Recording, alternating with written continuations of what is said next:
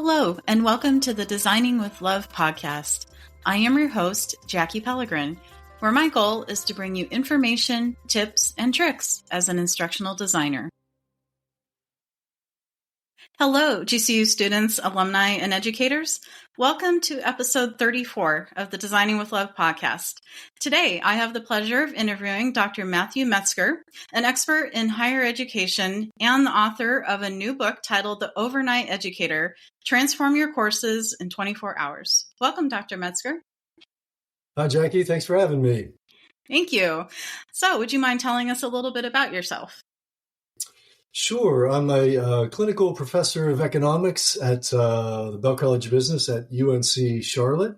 I've been there coming on maybe 15 years, and I worked in the private sector before that with some consulting and other jobs. And most of my focus lately has been on education and teaching techniques and, of course, AI. Great. Yes. And we know AI is just, it's in all sectors, right? And especially education. So it's exciting. Definitely. It's a seismic shift. That's for sure. It really is. How sudden, how much changes it's causing and how adaptable people have to be. It's just amazing how much impact it's having. Absolutely. Yes. So what inspired you to write your new book and why now? Well, I tell you, I was a little late to the AI party, so to speak, because I started hearing about it and other people were saying, look into it and all that. And I kind of just put it off to the side. But then last year in my classes, my students started using AI. And then, magically these test averages started going up and up and up. And the time to complete the exams are going down. And so, I start to ask the students what's going on and everything like that. And, I surveyed them and most of them are using ChatGPT. And then I got a little more serious about the tool myself. And I realized I really had to change everything because the assessments I was using were no longer valid. And then once you change those assessments, everything else has to change as well, as far as what you're teaching for and the structure and so on and so forth. Right. And so, I put a lot of work in and transformed my course, but other professors in the same boat and a lot of people were looking for answers and, asking me and, other faculty, I presented at some conferences on this and said, lots of questions because it's so new and there isn't just, one answer out there. Right. But I feel like I have a good enough grasp and I've had some success that I wanted to share that with others and say, look, here's a way you can think about it. Here's a process you can use that can hopefully allow you to be successful. Wow, that's great. And so that way they're not shying away from it, but they're embracing it. And I know some of the faculty I work with, it's hard because they want to embrace it, but they're scared. They don't know how to do that. And if they open it up, what is that going to cause? Right. So, and I'm glad you mentioned about the curriculum. We can't just go and change one thing and then it not have a ripple effect on everything else. So important with me working in curriculum design. I always mention that to the faculty that we work with. When we go and revise the curriculum, if you want to take a topic out, well, that's going to cause a shift and it's going to cause changes. So being able to have that in mind is always important, that we can't just take something out and then not have something be affected somewhere. So it's important. Definitely. Absolutely. I mean, with something like this that, again, it's affecting all pieces of it because, it can affect the materials you can produce as a teacher. You can use AI. You can use AI for grading. Your students can use AI to help on assignments. And so it's affecting all the different parts on the student side and the teacher side. And so if you change one thing, the other pieces have to change as well. There was, I don't know if you saw in the news, I can't remember what school it was, but a student wanted a refund on her tuition because she said her professor didn't want them to use AI, but then they found out he was using AI to produce notes and things like that. Oh my gosh. And so she asked for this tuition back or something. He was in the news last week. So, oh, wow. That is interesting. If you're going to use that as a teacher, you have to allow your students to use it. It's my philosophy. Right. It's almost like that saying goes: if you don't allow them to use it, they'll find a way somehow to use it, and they'll do backdoor channels and things like that, and so they'll find a way somehow to utilize it and try to be smart about it. So yeah, That's right. it's better to at least expose them to it while they're in school and while they're getting their education, and then by the time they get to the workforce, it's not going to be foreign to them. And so I think as educators, it's something we can do to help prepare them for that and learn how to do it in an ethical way as well. So that way they translate it to the workplace that way. It really is. We had, Charlotte's a pretty big city, and as far as business and all that, and we had some business leaders come in and speak to us.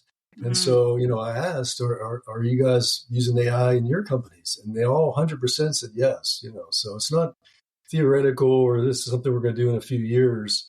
These are all major companies, that are all using AI every day in multiple projects. And so, if a student graduates and all they've used ChatGPT for was to copy and paste exam questions, like multiple choice exam questions, you haven't done them, any service. You want to prepare them, like you said, here's how to use that tool in an ethical and a productive way. Right. It's supposed to make people more productive, at work and in other situations. So you got to show students, here's how you can use it to make yourself more productive and to help whatever company or organization you're going to work for. Right. Absolutely. Great. I love that. So can you walk us through your 5-step overnight cycle for AI-driven course design that you outline in your new book coming up? Yeah. And, when you talked about that fear part earlier, I mean, that definitely is something I thought about, when writing the book, because, if you look at surveys, why faculty might be reluctant to make a change, one is time. The majority of faculty are actually, part-time in some way. And so they may be working other jobs and don't have a ton of time to, put into a course. They might just be teaching 1 or 2 courses. So time's a factor.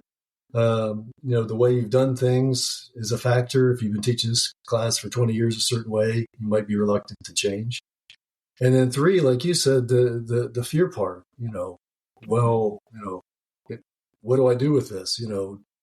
It's always that fear that the students are going to be way more advanced than the teacher at it. And so maybe just forget about it and kind of put your head in the sand. So I was trying to make a real simple process, that faculty could go through in a fairly quick way. And I think if it's the more structured it is, and, if it can be done in a short period of time, the more likely someone's going to do it. Absolutely. So if you say, here, we want you to integrate AI in your course, it's going to take you 6 months. Well, you might have some people disappear. Right. That's so true. Especially as you said, with most of them teaching part-time like myself, where, I have a full-time job and then I do this on the side for extra income and also for an opportunity to be able to stay current in the field as well. So there's multiple factors why, we have a lot of adjunct faculty that teach courses at universities. Yeah, absolutely. Yeah.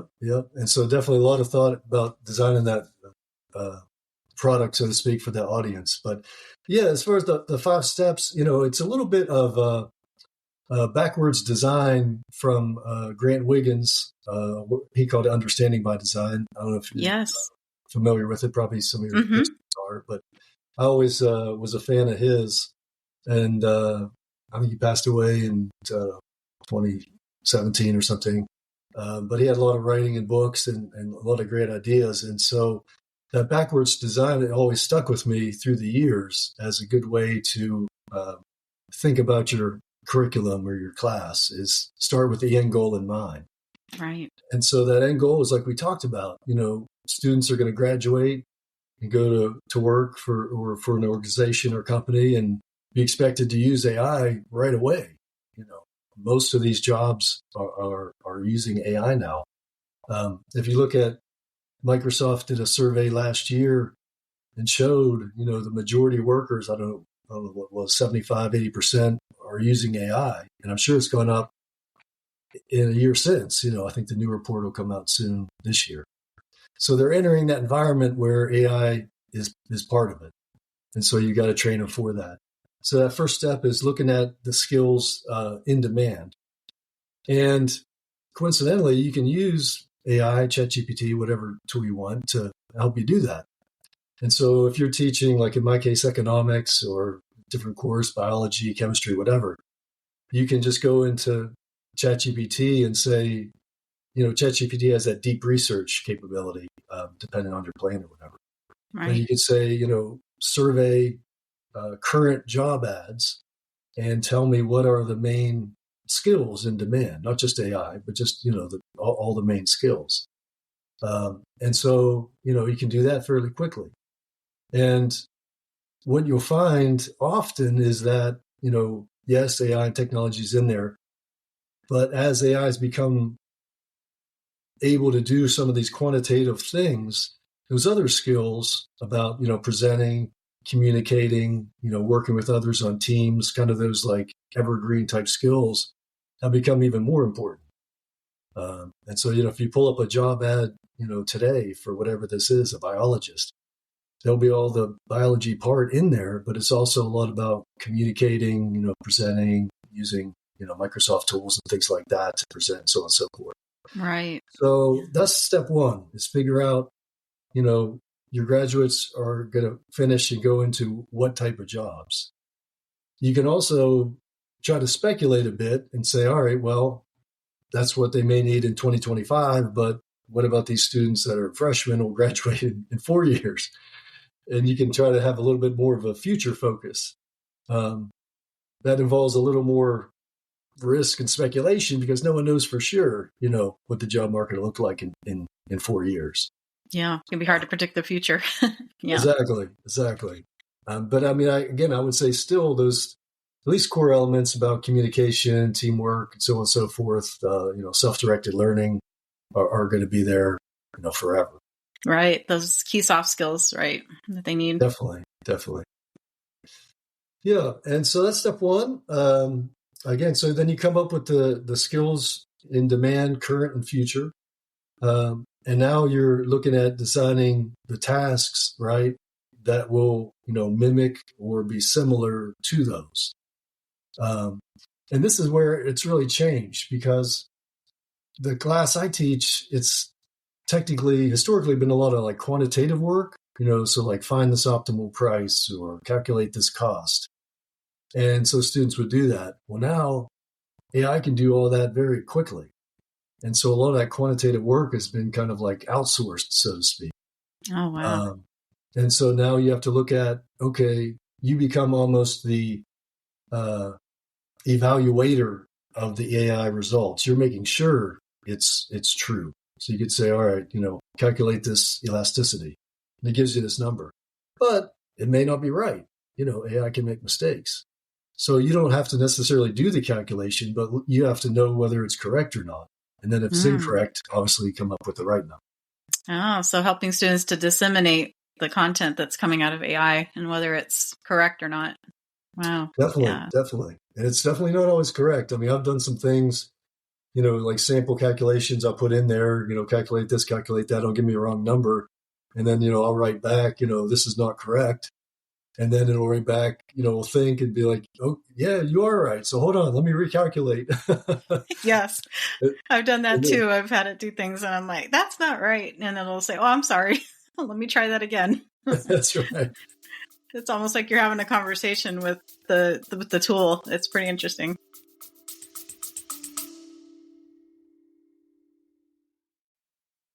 Hello, I have some exciting news to share with all of my listeners. There is a feature called Fan Mail. What this allows you to do is send me a text message anytime during the episode. There's a link located at the top of the description in each episode, and it says Send Jackie a Text Message. So when you click on that link, you'll be able to send me a message letting me know what you thought about the episode and if you have any ideas for future episode content as well. I look forward to seeing your text messages. Thank you.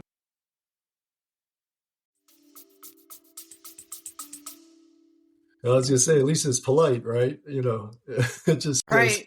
That's true. I wonder if we were rude to it, if it would be rude back. I just wonder that sometimes because I'm always polite. Say, "Can you do this, please?" And it'll have that tone. It'll mimic that tone. Where that's where that prompt engineering comes into place really well with that. So Yeah, they say what you input will get what you get in the output. So right. absolutely, absolutely. And so, so designing those tasks, the other key pieces I think about is one, I try to make it a realistic task as good as I can, because I'm a little afraid, you can go in AI and say, generate this scenario about, company X, sells widgets at $2 a widget or something. But I think if it's a fake or artificial problem, a lot of students are then going to just run it through ChatGPT because they're going to say, like, I don't care about this. It's not real. It's just something he or someone made up. But, Right. they're not going to be really motivated to do it.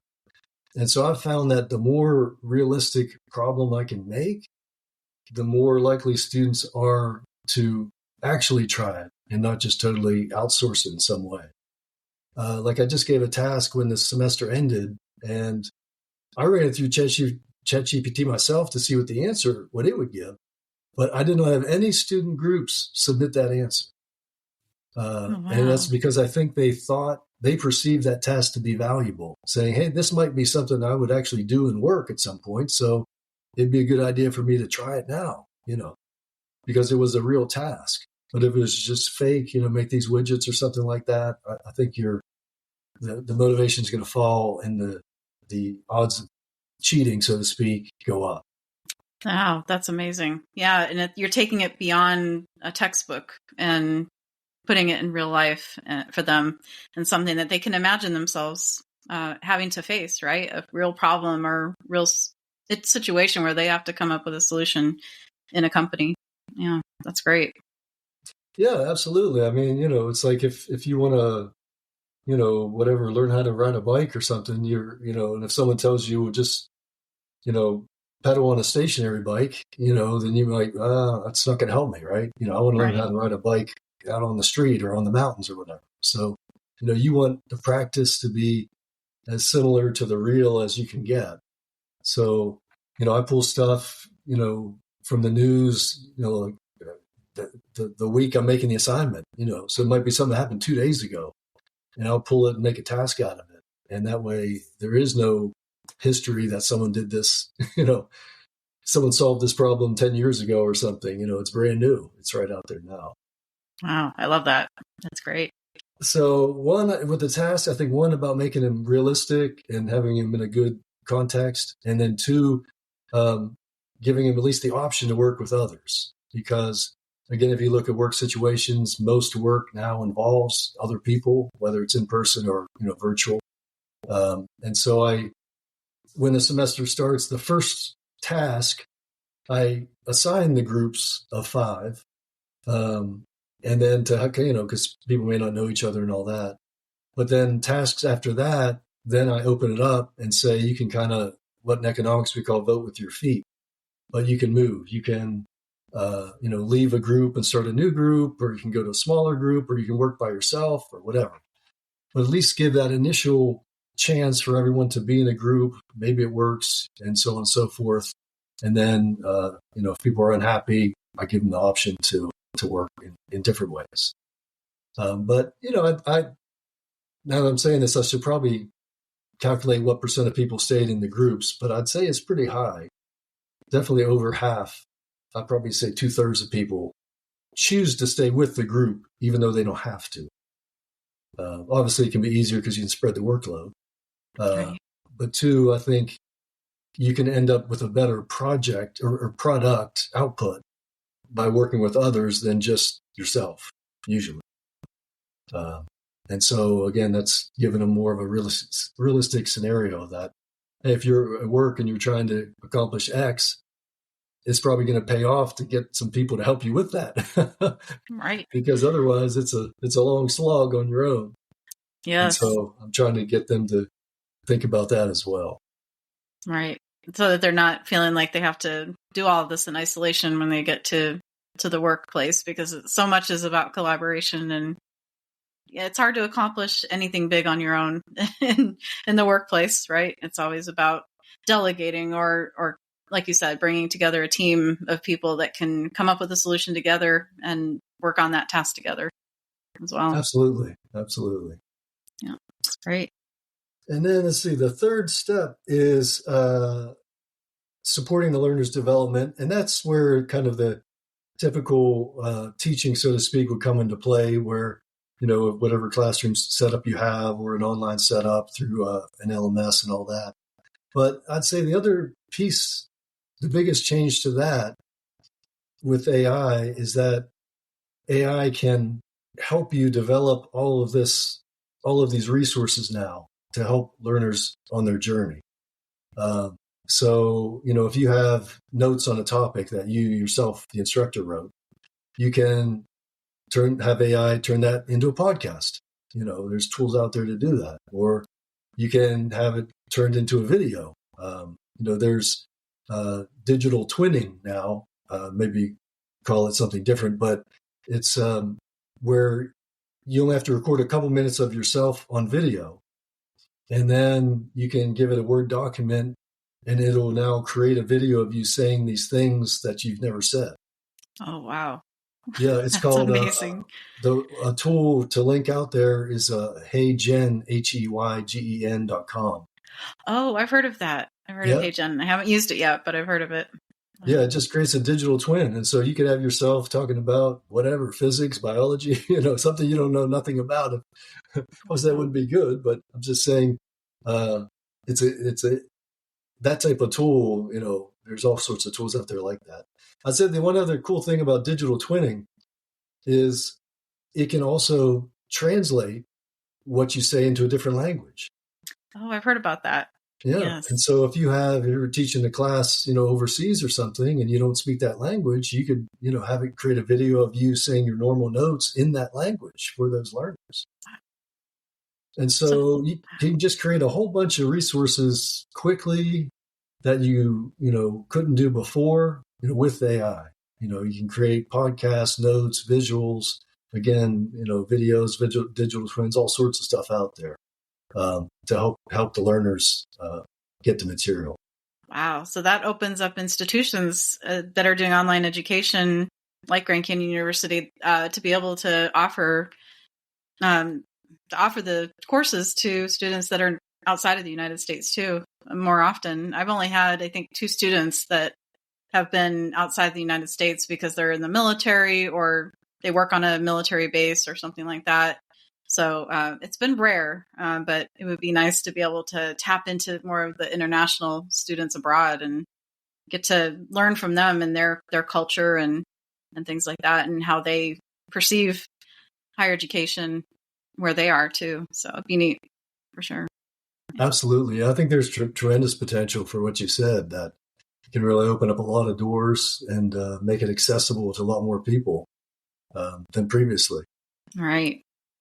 Break down those barriers, right? Yeah, absolutely. And then the other piece I'd say with the supporting learners is, obviously, even if you give your students all these different resources, they may choose on their own to just go with a conversational, AI agent, And I know a lot of my students do that. And I build in on the website, like we have Google Gemini on campus, and Copilot. I kind of build that into pages and with the textbook and all that. Just that some students, are going to be more comfortable learning about that topic. So if you say, I want to learn about, price discrimination or something, well, they can just put it in to their agent, say, tell me about it, and go back and forth.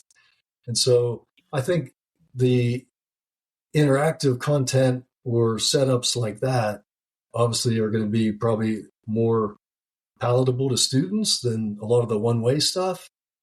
I think the days of just sit here and listen to this 2-hour video on the instructor are probably gone or near gone, that, students are going to be looking to get information quicker and more in a back and forth situation with the agents. And so obviously that's led to, instructors building chatbots for their class and maybe just training those chatbots on their materials only, putting it out there. But again, even if you don't make a chatbot for your class, students can use any AI platform to get at that same information. That's good to know. Definitely. I would say one thing on that kind of a question comes up because we talked about, new faculty that are maybe hesitant to do this.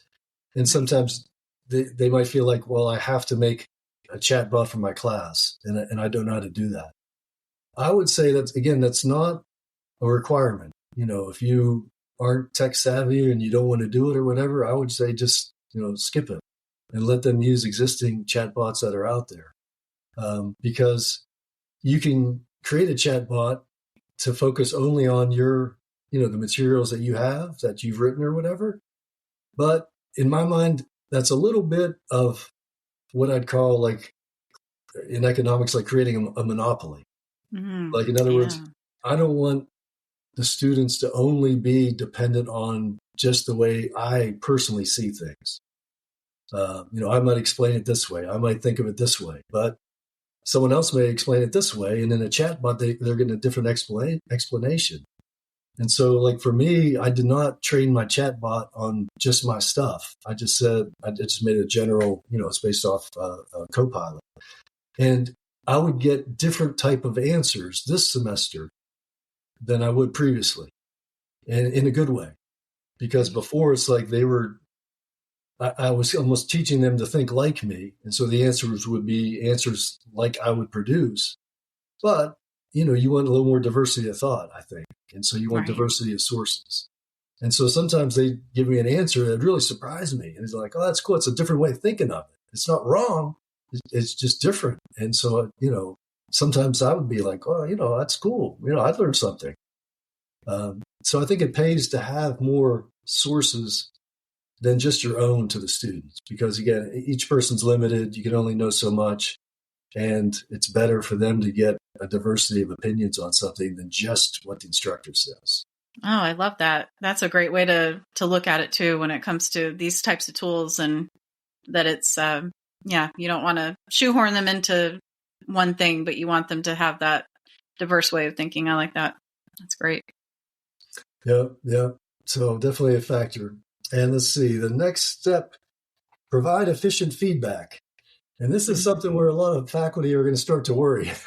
Yes. Because if you move away, in a simplistic term, if you're moving away from like multiple choice questions or like numeric response questions to these kind of tasks, I'm calling them, could be mini projects, whatever you want to label them, open-ended type assignments. Now, I was in a conference and someone raised their hand and said this, well, how do I grade all this? I can't give my multiple choice exams because they can use ChatGPT and get, 95%. And I got to give them all these different types of assignments. How do I grade it all? Well, if you have, 15 or 20 students, you can grade it. But if you have big numbers, then it gets to be more problematic. And so if an instructor is making this shift, they have to really think before the course starts, how much feedback can I realistically offer? Because you can offer feedback on like drafts of, the assignments. And then, of course, they have to be graded. So there has to be feedback there. But you have to think about there's only so many hours in the day, and there's an opportunity cost to grading, to giving feedback. It takes your time as an instructor. And so there's no right or wrong answer, but it's just something you have to be aware of, because otherwise you can get sucked into just continuous drafts and emails and everything else, and you may not be able to get anything else done. True. So what I found out, I teach big classes. This last semester, my class was 230 students. Oh, wow. That's a big class. Very big. And so, first I get them into the groups like we talked about. And so that cuts it down from 230 to maybe, I think we'd end up with maybe 80 or 90 assignments after the groups resettled for those other tasks. But still, that's a lot, Mm-hmm. Right. So the one thing, a couple things I learned was, one, to keep the assignments shorter.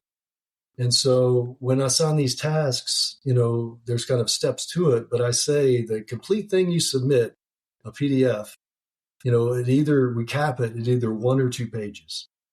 Because if you don't, someone's just going to go on there and make a 20-page ChatGPT output and give it to you. You're going to be stuck looking at it when you know it's not even real. The student didn't even do it. Right. And also, like I was saying earlier, think about that student motivation. If you tell them you have to submit this 20-page paper, their motivation is going to be low and more likely to use ChatGPT. If it's 1 or 2 pages, they're going to, again, they're going to think, okay, well, that's not too bad. I can do it, or at least, I'm willing to try it rather than a 20-page paper I don't want to write. I'm not even going to try that. Oh, that's so important. Yes, especially with curriculum design, being able to keep that in mind with their motivation. Absolutely. Definitely. And the other thing too, I'd say, is that it's not beyond that. It's also realistic in the sense that a lot of times in a work environment, you may produce a long paper or whatever, but most of the time it might be something like an executive summary or the PowerPoint notes that actually most people, 90% of people are going to look at. Right. And so that's really what I'm trying to get the students to produce is something, a smaller document or so, something like that, that would be similar to what they present in the workplace. Right. And so, like, I think to myself, like,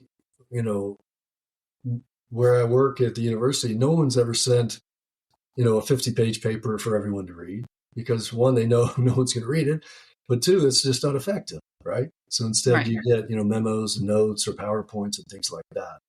So again, that's what I'm trying to think about them in the workforce. You may occasionally have to write a long white paper, but most of your communication is going to be, shorter for general audience and something like, again, 1 to 2 page in this situation. Oh, that's great.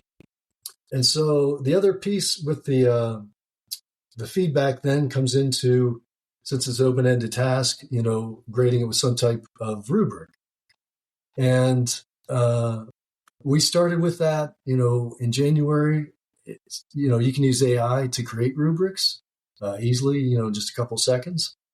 But what we found with that first task was it was still getting too long of a process to grade.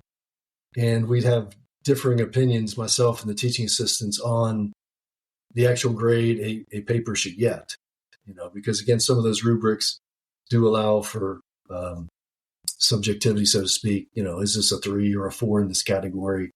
And so what we then went to for the rest of the task, the rest of the semester, was much simpler rubrics where, you might have some items, but they were all essentially like binary, like yes, no type items. And so, we'd just be like, was this piece calculated correctly? It's yes or no. Was a graph of a demand curve presented? Yes or no? And we found that, one, that sped up the grading, but two, I think it really helped the students. It was more structured and allowed them to kind of see what what the end product should look like. And some of the first, when we did the very first thing, the rubric, we had all sorts of different formats and looks and everything like that.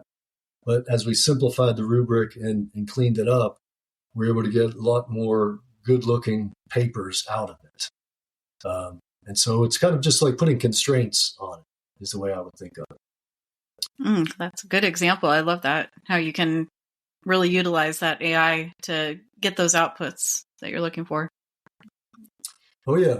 I mean, it can create rubrics in a snap. And then, of course, the other piece is, we messed around with a little bit. We didn't go all out, but, you can also use AI to give you a base grade on a paper, and again, of course, you have data collection issues and privacy and so on and so forth.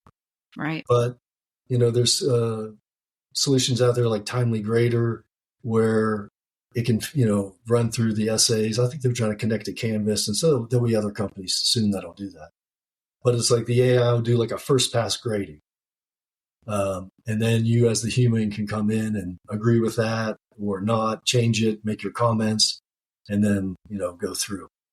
But to me, that's definitely going to be the future in some way, is that AI will do a first pass grade And then you have that human judgment that kind of confirms it and gives the comments and, provides that value to the students. Right. I love that. So it's giving that first analysis of the paper or the assignment for you as an instructor. I like that. Yeah, because a lot of times it can save time. If this assignment's, way off or something like that, it might take you a while to figure out, what's even going on. But, AI can kind of quickly look at this and say, oh, this thing is, or maybe the student didn't understand the assignment or something like that. It's way off. And so that first pass can definitely help. Again, it's not perfect. Because when we'd run some papers through AI to get what it would say for the rubric, again, it would never exactly line up with the way we were thinking, as people. And so it's a good start. But again, you need that human element in there. Yes, absolutely. That's so true. I can see how that would be a concern for faculty, wondering, if I'm putting this in here, is it taking away some of what I do? But it sounds to me like what you've discovered is that it enhances the experience as an educator and also for the students as well.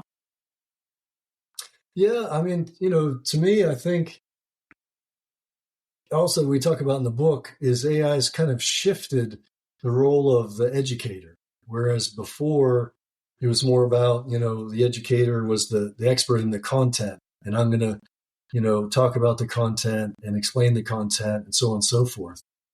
And then maybe the grading was done again via multiple choice questions and Scantron sheets and all that. I think it's really shifting it the other, almost having them swap places, where a lot of the content and the delivery is going to be done online or with AI and so on and so forth. And the job of the faculty moves more to an evaluator. Okay, because if it's a realistic piece, you need a person to tell you, is this good or bad? You can't just have, AI is not going to be enough. Right. And so I think it really is flipping the role to being more of an evaluator. Actually, I was interviewing an art professor about this, and she was saying, there's so much content now for art school students. You can go on YouTube and find a video on anything. Here's how to do paint or landscape or sculpt or whatever, right? It's unlimited amount of content on how to. But she was saying, the reason then to go to art school is to have professors that, have experience and know what they're doing, evaluate your work and tell you, is it good, bad, what can be improved, and so on and so forth. That she was saying that's our main function now. It's not really the how-to, because it's a universe of how-to videos. It's more of just, okay, you watch the video and you produce this piece. Now, is it good? Is it going to meet the needs of the company, the consumers, whoever? And if not, how can it be improved to do that? So definitely a shift in my view.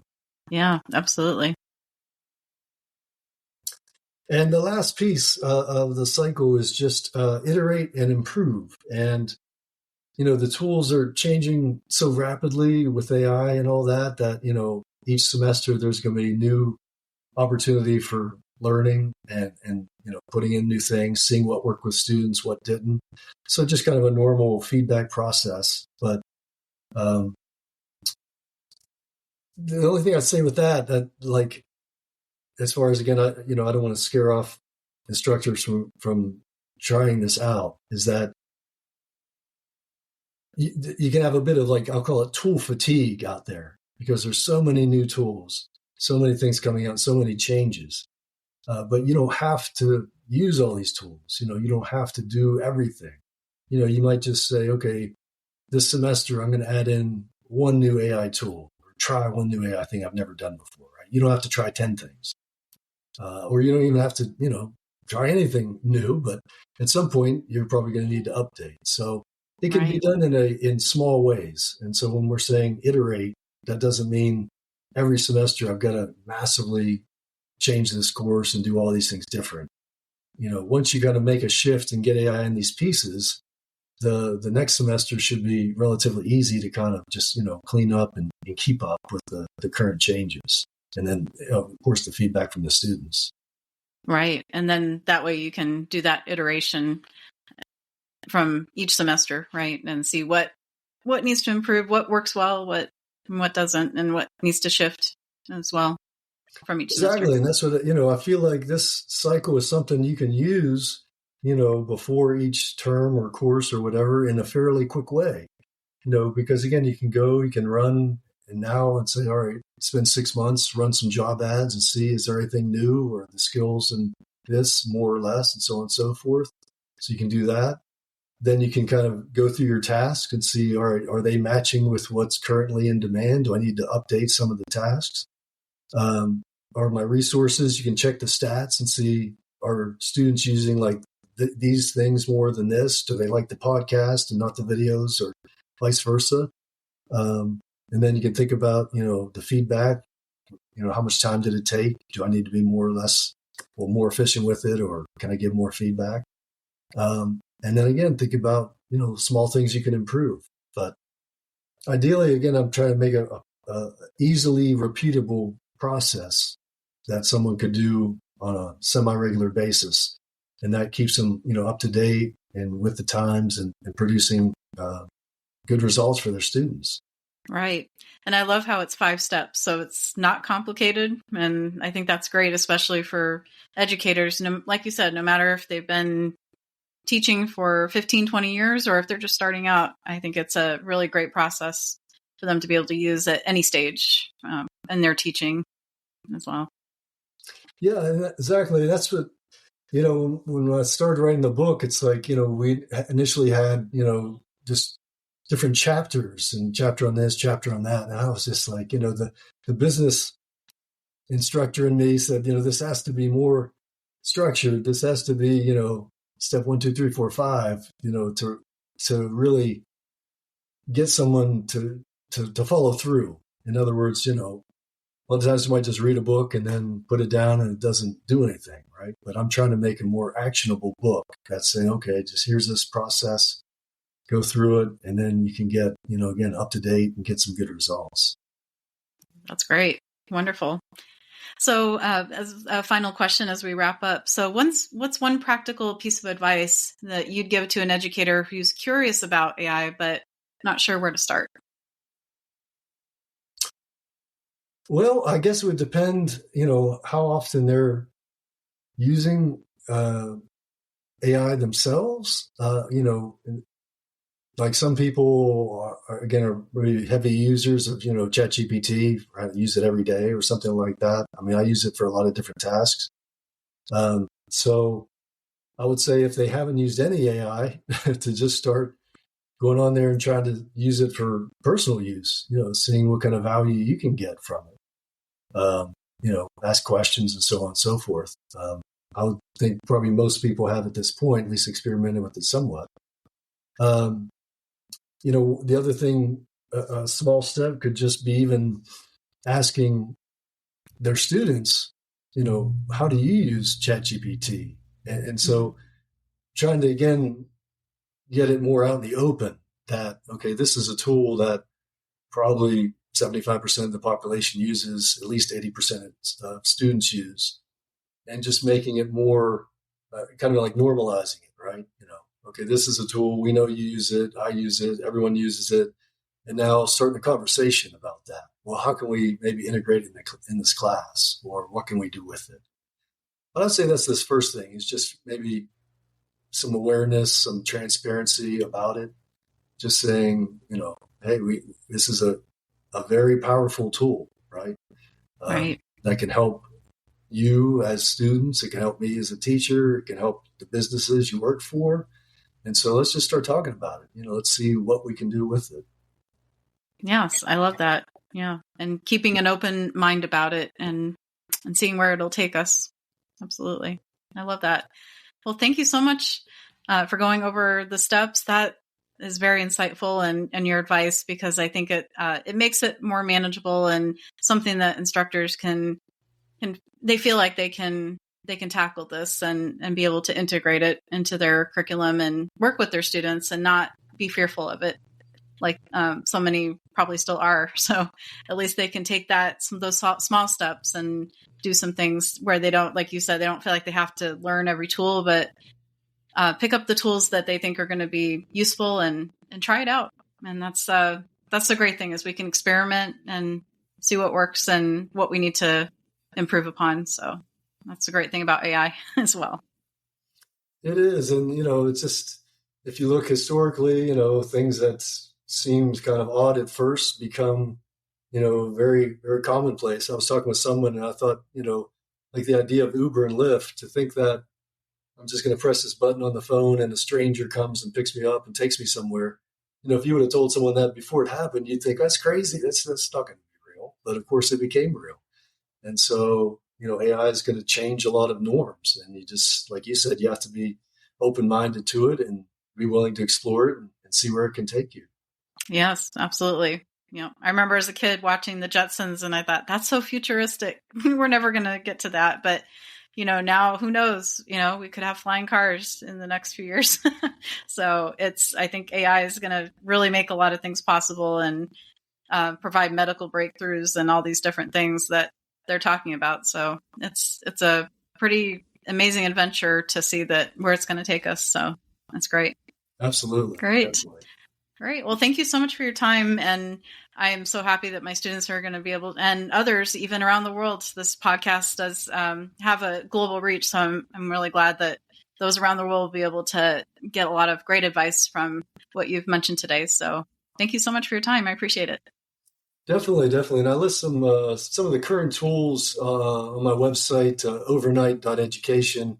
I try to, do kind of a roundup of the current tools, but as we talked about, things are changing so quick that, I'll probably do, on a somewhat regular basis, try to update what tools are out there and give people some things to work with that, can give them value. So great. That's wonderful. I'll make sure to link your website in the show notes. So that way all of my listeners can go there and check that out. And then I did notice on your website that you have information on your book. So once it's out, then everybody can check it out and order a copy.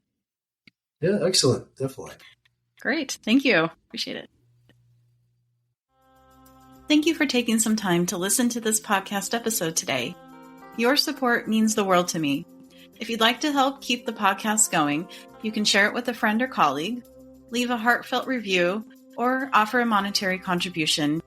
Every act of support, big or small, makes a difference, and I'm truly thankful for you.